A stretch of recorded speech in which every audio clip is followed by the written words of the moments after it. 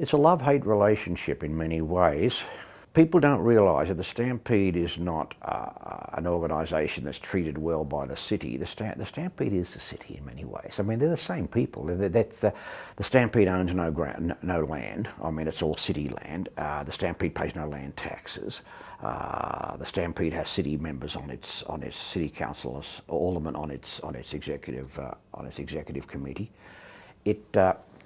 The city has been heavily involved financially in the Stampede's growth, and in return, the Stampede has cooperated with the city whenever it could.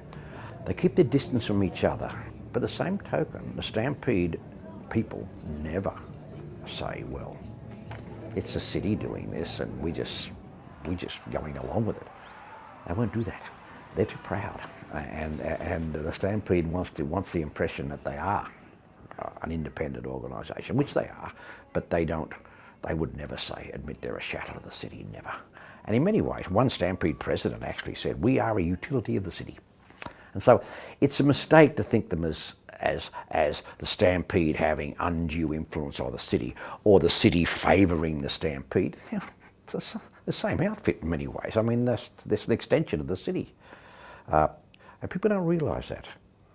And it does explain what some critics have called collusive practices. You know, I mean, it's collusive at all. They're one and the same.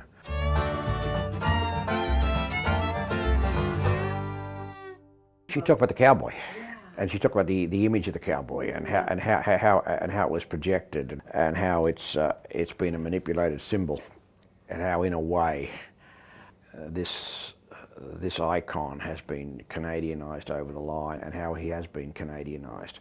But she's talking mainly about the cowboy as a changing symbol.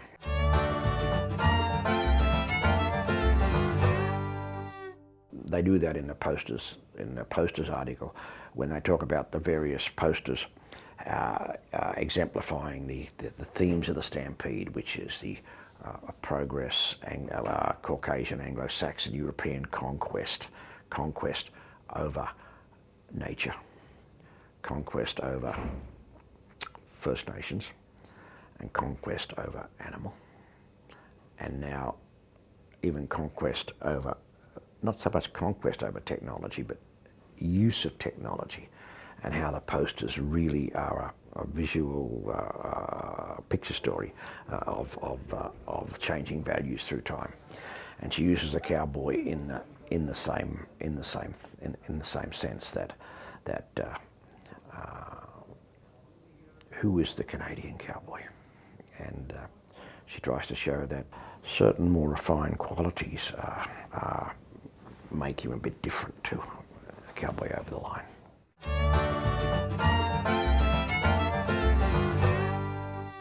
She's right with a segment of a population. I think that most Calgarians want to see it there.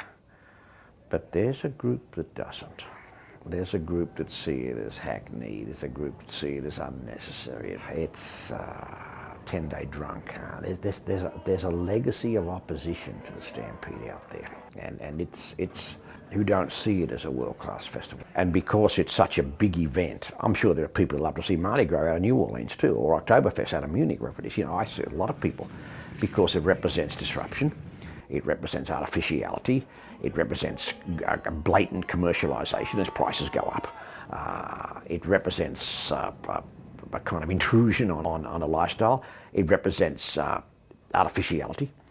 It represents inauthenticity. And so a lot of people see it that way. Not a lot, but there's certainly a segment. And so what Glenn was probably referring to was the general attitude of general Calgarians that have been around for a while.